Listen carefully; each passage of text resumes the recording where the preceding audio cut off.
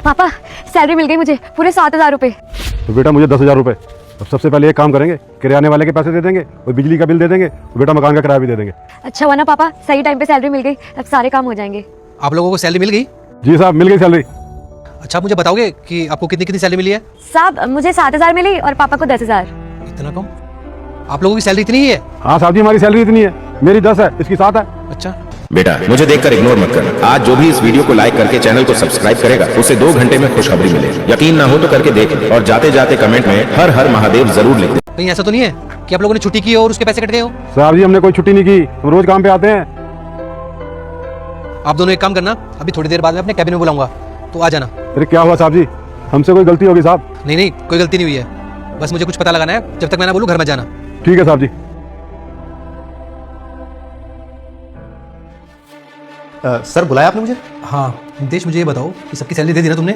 जी sir, सबकी salary दे दी है। अच्छा, वो जो मेरे ड्राइवर हैं और एक वो लेडी गार्ड है, उनकी सैलरी कितनी है? सर जो आपके ड्राइवर है उनकी सैलरी 15,000 रुपये है, जो लेडी गार्ड है उनकी सैलरी 10,000 रुपये है। तो उनकी पूरी सैलरी दे दी ना तुमने?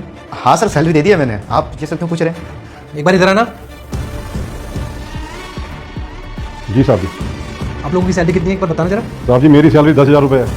साहब मेरी 7,000 है। जब इनकी सैलरी 15,000 रुपये और उनकी 10,000 रुपये है, तो इनको 10,000 रुपये और उनको 7,000 रुपये क्यों दिए?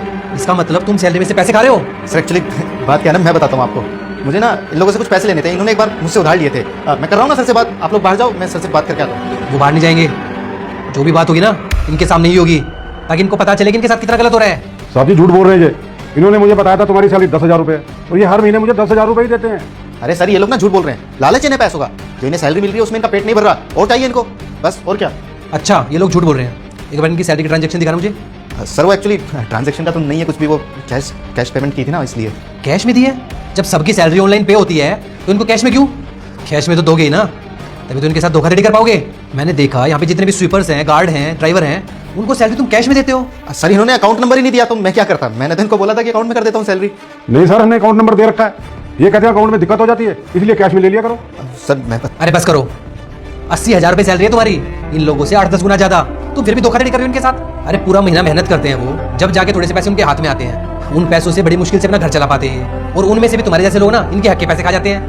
आई एम सॉरी सर, वो कोई गलती माफ कर दीजिए। अरे किस चीज की माफी मांग रहे हो तुम मुझसे, कि तुमने मेरे साथ धोखाधड़ी की या फिर इनके हक के पैसे खाए उस चीज की? देखो तुम्हारे पास सिर्फ 2 ही रास्ते हैं। एक तो ये कि जिसके भी तुमने पैसे खाए ना उसके पैसे वापस लौटाओ, वरना तुम जेल जाओगे।